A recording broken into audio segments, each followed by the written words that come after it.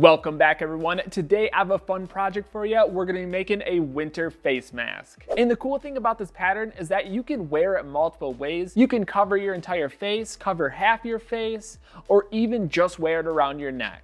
This pattern can also be made for the winter or the summer, and this all depends on the style fabric you're using. If you're using a thicker fabric, it's going to be warm for the winter, and if you're using a thinner fabric, it's going to be nice and breathable for the summer. But we'll get more into this later on in the video. This is a great project for all skill levels, so if you are new to sewing, you should have no problem. With all that being said, grab that printable pattern and let's get started. Getting started with supplies, you're going to want to grab yourself a half yard for your main fabric, and I recommend using fleece, sweatshirt fleece, sherpa, something that's going to have some stretch to it and also be warm. You can go the opposite direction with it and make more of an athletic face mask, and if you are going to do this, you're going to want to get yourself a thinner fabric, maybe like an athletic fabric or a jersey. I'm actually going to be making the winter version, so I'll be using a few different colors of sweatshirt fleece, but like always, get creative with it, test out different fabrics. As long as that fabric has some stretch in it so it can go over your head, you should be totally good to go. And lastly, you'll need your pattern. This pattern is available at properfitclothing.com. It's super easy to use. All you have to do is print it out, tape it together, and you're ready to go. And before you tape your pattern together, the best thing to do is to cut off the top and one of the side edges. This is going to allow you to overlap the pages for a perfectly aligned pattern. And once you have all your supplies gathered and your pattern printed out, it's time to move into cutting. With your pattern taped together, it should look like this, and we're going to cut on the outside of the black line. After cutting out your pattern pieces, you're going to want to end up with one back panel cut out of your main fabric. The stretch of the fabric should be parallel to the bottom and top edge. You'll need two side panels cut out of your main fabric. The stretch of the fabric should be parallel with the bottom edge. Lastly, you'll need one front mask panel cut out of your main fabric on the fold. Just like the previous panels, the stretch of the fabric should be parallel with the bottom and top edge. Moving on to assembly, grab your front mask panel, unfold it so the right side is facing up. The first thing we're going to do is chalk out the bottom and top hemlines on both sides of the panel. When it comes to chalking out the top, there's an easy way to do it since we're working with that slight curve. Lay the pattern on top of the panel and we're going to chalk both of the sides. With both of the sides chalked, we're going to slide the pattern down and connect both of our marks. This is just an easier way to get a precision marking. With one side done, we can reflect it over to the opposite side and do the same thing. After marking out the top and both of the side bottoms, we're going to fold each of those edges over directly on top of the chalked line. And when it comes to this step, I do recommend placing a few pins. It makes it so much more easy to add your stitch. Hemming the bottom edge can be a little bit tricky because you want to blend it back into that curve and match it up with that vertical edge. When it comes to completing the stitch, I want to show you a few different machines you can use for the best possible results. Starting with the cover stitch machine, this is the machine that's used on mostly all knitwear products that you're going to buy in the store. It's a similar concept to the serger where the thread is going to stretch with the fabric so the thread doesn't snap. Most of these machines give you an option of 2 to 3 needles in a wide variety of stitch styles, and you use it the same way as a sewing machine. I ran it through directly on top of the seam so I have a stitch on both sides.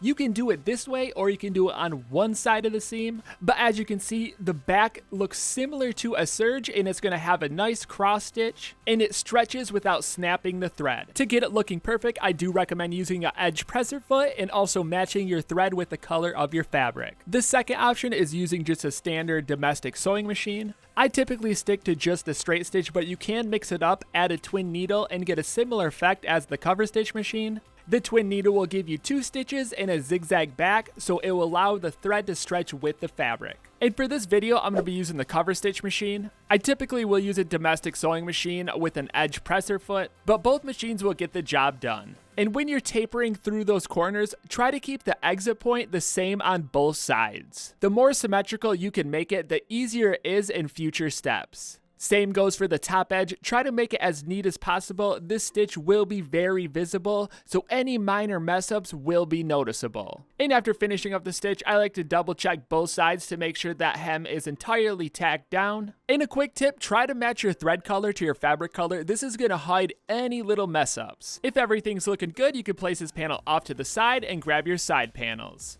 The first thing we're going to do with the side panels is place them out with right sides facing up and mark out the hem lines. Going along with the hem lines, we're going to mark the end stitch on both of the panels. This marking is very important because it's going to tell us how high to stitch the mask. With both side panels accurately marked, we can place them off to the side and grab our back panel. Just like the previous panels, we're going to start by marking the mask panel attachment guides. Mark both sides of the panel and make sure they line up.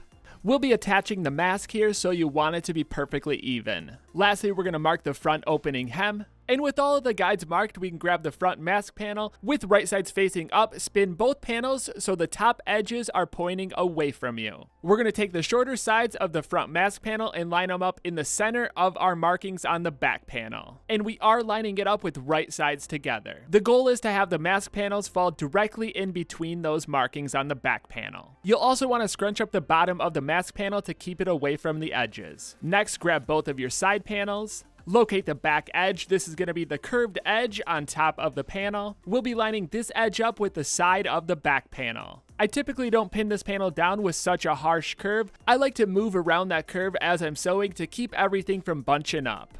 Place the second side panel on the opposite side, and before we start sewing, I'm going to run you through a few different options. For this project, we're going to be using a serger. Sergers are great for stretchy knit fabrics. They're going to allow the fabric to stretch and the thread not to break. They also cut and clean up the edges as you're sewing. I highly recommend using a serger for this project, but if you don't have one, it's totally fine. I'm going to show you another method for sewing stretchy knit on your domestic sewing machine. Switch your machine to a zigzag stitch with the higher width and stitch length, and by doing this, it will allow the thread to stretch with the fabric. And either method works great, so choose what works best for you. If you do plan on making a lot of these, or you like to work with stretch fabrics, I highly recommend looking into a serger. In the long run, they're going to save you a lot of time and make your projects look so much more professional. Like always, take your time sewing around these curves, and after you finished up, check both sides, make sure all the layers got stitched together, flip the right sides back out, flip it over to the back, make sure the mask panels line up. If all the layers are sewn together and the mask is lined up, we're going to move it back over to the front and flip that mask panel around to the back. This will keep it out of the way and give us room to work on the front opening hem. If marked correctly, all the hem lines should line up from going to the side panel to the back panel and back again to the side panel. Just like the mask panel, we're going to fold it directly on our chalked out line. Place a few pins to keep the hem lined up and secured down. With all the pins into position, we're going to add our stitch along that entire hem line. We'll be using the cover stitch again, and when it comes to starting and stopping, you're going to want to do the same thing as you did for the bottom edge mask panel. You want to taper it in and then taper it back out. Also, try to keep the same distance from the edge as you're sewing that top portion to make it look nice and neat. After finishing up the stitch, double check both sides to make sure you secured the hem on both sides all the way through the stitch. If everything's looking good, flip the wrong sides out and move it around to the front so you can see the mask panel. Locate the end stitch marks on both of the side panels. From here, we're going to line up the mask side edge with the side edge of the side panel, starting at the bottom and working our way up towards that curve, and that curve should meet just right at that end stitch mark on the side panel. Repeat this process for the opposite side of the mask panel and pin everything into place. You mainly want to make sure both of the side panel end stitches line up perfectly. If everything is lined up, we're going to stitch at a 1/4 inch seam allowance on both sides. And if you're working with a serger, it can be pretty tricky at those top points, so just either taper it in or taper it out. Quickly double check your work, make sure all the layers got stitched together. And if you are using a serger, it doesn't back tack, so you're going to want to go back and stitch both of those endpoints down to lock those layers together. This does add an extra step, but in the long run, it's going to keep those layers locked together and make for a more quality product. Moving on, we're going to flip the right sides out and finish off the bottom edge. And there's a few different ways you can finish off this bottom edge. You can really do whatever you want. You can leave it raw, but the first technique I'm going to show you is super simple. All we're going to do is add a serge to that entire bottom edge. If you don't have a serger, just do a zigzag stitch. This is going to lock those layers together and give you a nice clean bottom edge. If your fabric does fray, it will prevent fraying in the future. The second technique, if you want more of a finished edge, is going to be adding a hem. And this is done the same way we did the mask and the front opening. Simply roll the edge over to your desired length and add your stitch. And the last technique is adding ribbing along that bottom edge. This technique requires a little bit more work and an extra piece of fabric. And what I'm doing is cutting it to the circumference of that bottom opening. You can change this up and make it smaller, and it's going to pull it more tight at the bottom of your neck. This is a fun thing to play around with once you made the mask. You can kind of fine tune this to your preference. But I don't want mine to cinch tight, so I'm going to keep it the same circumference as the opening and place the right sides together. Stitch the ribbing together so it forms a loop. And from here, I'm going to fold it in half with the wrong sides together. This will create one clean side and one side with raw edges. It's really easy to add this ribbing to the bottom edge.